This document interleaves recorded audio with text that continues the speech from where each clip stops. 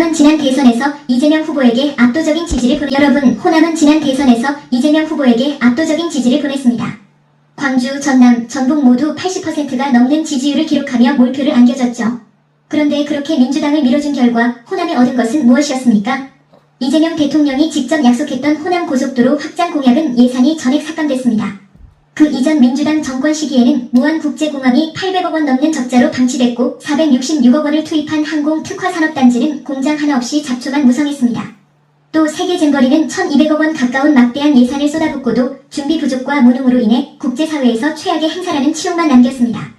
즉 호남은 늘 민주당을 압도적으로 지지했지만 돌아온 건 약속 파기와 실패 그리고 국제적 망신뿐이었습니다. 그럼에도 호남은 늘 민주당을 지지합니다. 결국 뒤통수를 맞으면서도 또 표를 몰아주는 지역이라는 비판이 따라붙는 이유입니다. 얼마 전 이재명 대통령이 광주에서 타운홀 미팅을 열었습니다. 시민들의 목소리를 직접 듣겠다는 자리였지만 돌아온 건 또다시 질책과 실망이었습니다. 호남의 지방정부와 지역 정치인들이 준비 없이 참석하자 대통령은 구체적으로 무엇을 해달라는 것이냐며 따져 물었고 이에 시민들의 질책은 자연스럽게 호남 의원들과 지방정부로 향했습니다. 결국 그 자리에서 남은 건 깊은 실망뿐이었습니다. 물론 한편에서는 이런 반론도 있습니다. 다각적인 검토와 정교한 설계를 거쳐야 할 정책을 즉석에서 답하라는 건 무리라는 지적 말이죠. 하지만 문제는 애초에 충분한 준비가 없었다는 점입니다. 문제는 이재명 정부만이 아니라는 겁니다.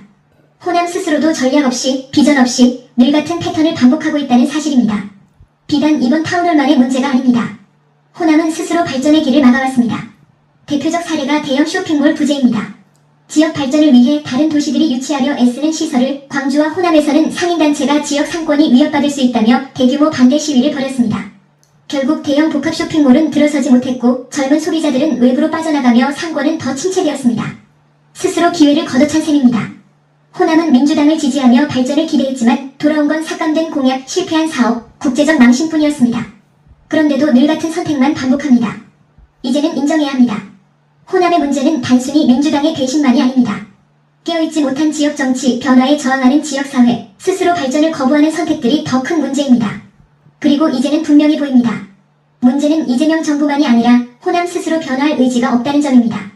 준비 없는 정치, 변화에 저항하는 사회, 스스로 발전을 거부하는 선택들이 호남을 계속 뒤처지게 만들고 있습니다.